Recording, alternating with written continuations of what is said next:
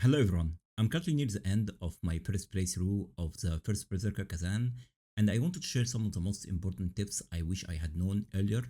This game is absolutely fantastic, but it doesn't always explain things clearly, and some of these mechanics only really clicked for me after 60 hours of gameplay. While you will likely figure out a lot of this on your own, my goal is to save you time and help you get the most out of your experience, especially in the early game. My first step is to focus on the Javelin tree in the comment section as early as possible to greatly empower your ranged attacks. Javelin charge will enable you to charge your javelin attacks to greatly increase your javelin damage for the cost of one additional spirit. Javelin sharpening will flat out increase your javelin damage. Javelin rest in peace will prevent undead enemies from reviving if you kill them with ranged attacks. I find this extremely useful since there are plenty of undead enemies in the game. Javelin Spirit will refund 1 spirit point if your javelin attack hits a weak spot like the enemy's head. But how do you know if you are aiming at a weak spot? When you aim down your sight, you will notice two parentheses and a single dot between them. If the dot color turns red, it means you are aiming at a weak spot. If the parentheses color is red, it means you are aiming at an enemy that is not aware of your presence yet. You will be able to deal the maximum amount of javelin damage if you strike an unaware enemy in a weak spot with a fully charged javelin attack. One final tip for javelin attacks: sometimes a crypt devourer will disguise themselves as lacrima memory and wait for you to get closer to ambush you. Make it a habit to aim down your sight at these memories. If it turns red, it means this is a fake memory and there is a worm hiding waiting to pounce on you. You can actually one-shot these worms with a single javelin attack. Make sure to often speak to the NPCs in the crevice, especially after each mission. They will have different dialogues to reveal a lot about their motives and backstory, but more importantly, they will unlock many bonus missions for you. Bonus missions are extremely important. They contain a lot of resources that will greatly empower your character. Another reason why you should do plenty of bonus missions along the main missions is that you can obtain notes and collectibles that count towards something called vengeance points. You can use these points at any Nexus blade through Khazan memories to unlock permanent buffs that will make your character a lot more powerful. Two very important notes that my friend Nick pointed out to me regarding vengeance points. First, each mission has a certain number of vengeance points, and the game will not award you these points until you collect all the notes in that mission. You can tell exactly how many notes are in each mission in Khazan memories. The second important thing is that even if you collect all the notes in that mission, the game will still not award you the vengeance points until you open Khazan memories and select that mission. How you spend these vengeance points is up to you, but I suggest you focus on stamina damage and damage multiplier first. Stamina damage is my favorite attribute in the game. It helps break enemies' stance more efficiently, which can provide you with excellent opportunity to deal so much damage to them. As for why you should focus on damage multiplier and not just damage, is because damage multiplier is a bonus that adds multiplicatively, while damage bonus is added additively. So start by focusing on stamina damage and damage multiplier, then increase damage bonus after that. There is a very powerful early game complete armor set that you can obtain from the Realm of the Living in the Crevice. You will unlock this realm after defeating Viper at the end of the third mission. This is a very strong armor set, especially at the beginning of the game, thanks to the brutal attack damage increase and the brutal attack health recovery, which will greatly boost your survivability by offering a burst of healing every time you land a brutal attack.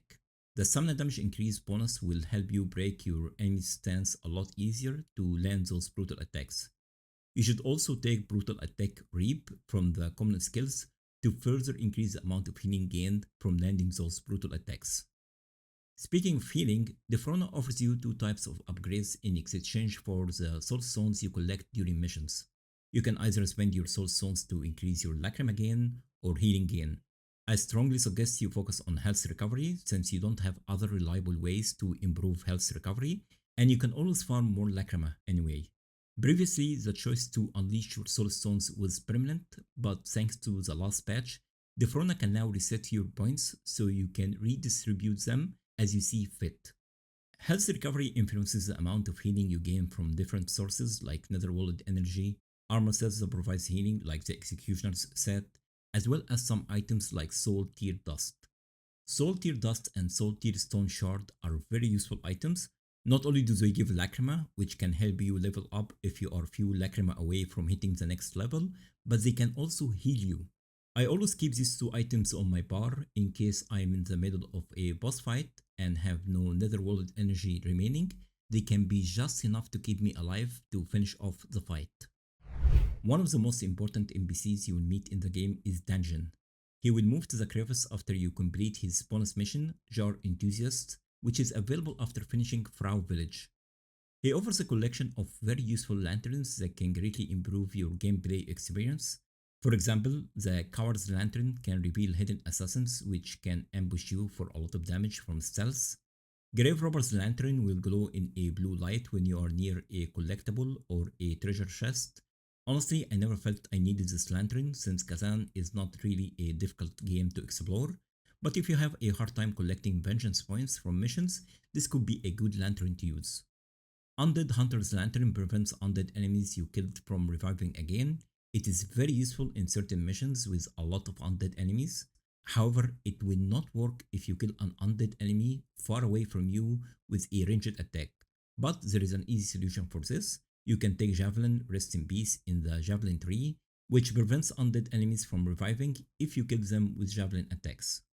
Finally, Pathfinder's Lantern can reveal hidden passages and illusion walls, which have treasures behind them that you would typically miss if you don't have this lantern equipped.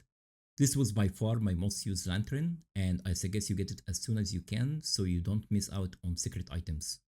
There is actually a very powerful lantern that combines the effect of all the 4 lanterns we mentioned, but it can only be obtained from New Game Plus.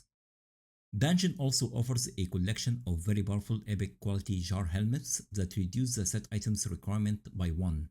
The reason this is powerful is because there are different sets for rings and amulets and not just armor and weapons. Currently, I'm enjoying the bonus from 3 different sets thanks to the jar helmet. By the way, if you don't like the look of the jar helmets, you can choose to hide your helmet. The option can be found in Settings, Accessibility, under Helm Display. In order to buy the epic quality jar helmets, you need to collect 32 jarlings from different missions. One tip for collecting jarlings is to keep your ears open for the chime sound. That's when you know you are close to a jarling. Also, I noticed my PS5 controller was vibrating every time I was close to a jarling. So even if you are a PC player, I suggest you use a controller because it will make your life so much easier to obtain these jarlings and other collectibles. Armor sets are some of the most important pieces of gear you will find in the game that will enhance some of the skills you are using as well as add powerful skills unique to them. There are so many armor sets in Khazan, and you'll have to decide if a certain armor set is the perfect one for you. Finding an armor set that includes the weapon you are using, be that dual wield, great sword or spear, is not a decisive factor if you should start using this armor. You will have to check carefully the different bonuses that the armor set provides and see if they complement your playstyle and the skills you are using in your build. Also, if you are not familiar with some of the bonuses on any armor or weapon, you can find all the information you need in the encyclopedia menu. To craft gear, you will need materials. You can find some during missions, but the most reliable way to obtain them is to dismantle the gear that you don't need. You can also craft higher quality crafting materials using lower quality ones. However, crafting armor sets will require additional unique materials that are only obtained from certain bosses depending on which armor set you are trying to craft. It is important to know that bosses you are farming for unique materials can randomly drop pieces of the armor set you are trying to craft. So make sure to check if you already have a piece of the armor set in your inventory before you craft it so you don't waste your materials. If you have a hard time with the drop rate of some of these unique materials, you can start using the Bard armor set. You will get it quite early in the game. It increases the drop rate of these unique materials and helps you obtain more Lacrima. You can also obtain these materials from Danjin. He sells limited numbers of those unique materials required to craft different armor sets after collecting a certain number of jarlings from different missions. After crafting your armor set, you will need to often upgrade it to keep it on the par with your current level. Oksana the Alchemist can help you with that. She offers augmentation services where you use higher item level gear to upgrade your equipment and boost their item level. The amount of item level upgrade depends on the quality and the level of the items you are sacrificing. Also, make sure to check often with the blacksmith and see if he offers a higher quality craft of your current armor set. At the beginning of the game, you will be able to craft rare quality gear, but later you will unlock the unique quality, which provides additional bonuses. In New Game Plus, you will be able to craft epic quality gear, and in New Game Plus Plus, you will unlock the legendary quality. Oksana can also help you change the random attributes on your gear in exchange for Lacrima. Two things you need to pay attention to while attempting to reroll your gear attributes. First, the cost of Lacrima will gradually increase with every attempt to reroll your gear attributes. This can easily deplete your Lacrima if you are not paying attention. However, if the cost started to get really high, you could use Augment of Wisdom to reset the reroll cost. The second most important thing that you need to pay attention to is that not every attribute on your gear can reroll into any attribute you desire. So, what do I mean by that? Let's assume that I want to replace the max health on the Bloodthirsty Fiend's Helm with a stamina damage increase.